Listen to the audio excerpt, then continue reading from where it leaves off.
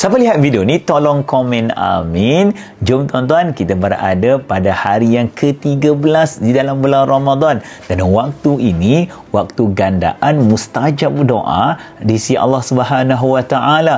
Petang Jumaat, sebagian ulama menyatakan Fatimah Zahra, anak kepada baginda Rasulullah, tak keluar daripada rumah nak berdoa di selepas asar hari Jumaat. Dan kita berada pada waktu tersebut dan sebentar lagi kita akan berbuka puasa. Allahu Akbar, gandaan waktu mustajab sedang kita berdoa. Bismillahirrahmanirrahim. Alhamdulillahirabbil alamin. Segala puji bagimu ya Allah. Salawat dan salam kepada baginda Rasulullah sallallahu alaihi wasallam. Dengan keberkatan Ramadan yang mulia, dengan keberkatan Jumaat yang sangat hebat, dengan keberkatan waktu mustajab doa ini, pandang kami ya Allah dengan pandangan kasih sayang. Terimalah segala kebaikan yang telah kami lakukan. Eratkan silaturahim kami dengan keluarga kami ya Allah. Selamatkan perjalanan anak-anak kami sekiranya mereka pulang bertemu dengan kami di kampung halaman. Ya Allah, jadikanlah setiap perhimpunan kami dengan saudara serta keluarga kami merupakan dalil di mana kami berhimpun di atas ketaatan, dan jadikan perhimpunan ini diterjemahkan semula di akhirat kelak bersama dengan baginda Rasulullah sallallahu alaihi wasallam. Berkati kami ya Allah, berikanlah sesuatu yang terbaik kepada keluarga kami,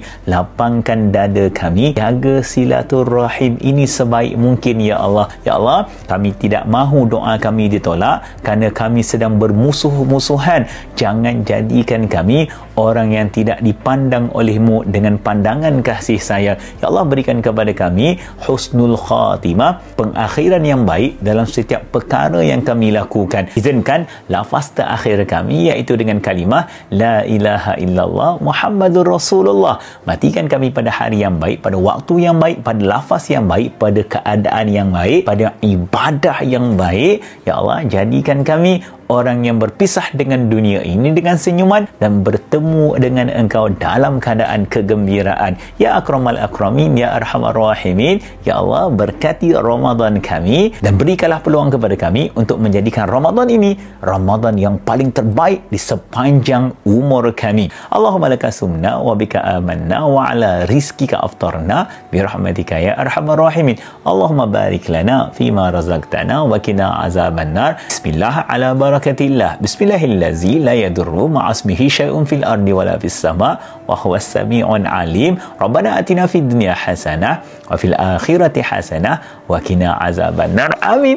Amin ya rabbal alamin. Selamat berbuka puasa, dan saya tahu kalian sedang menantikan keluarga kemungkinan bersama-sama. Moga Allah berkati semua. Allahu Akbar. Jangan lupa doakan saya juga bersama. Moga Allah mudahkan segala urusan. Alhamdulillah. Jom berterima kasih kepada Allah.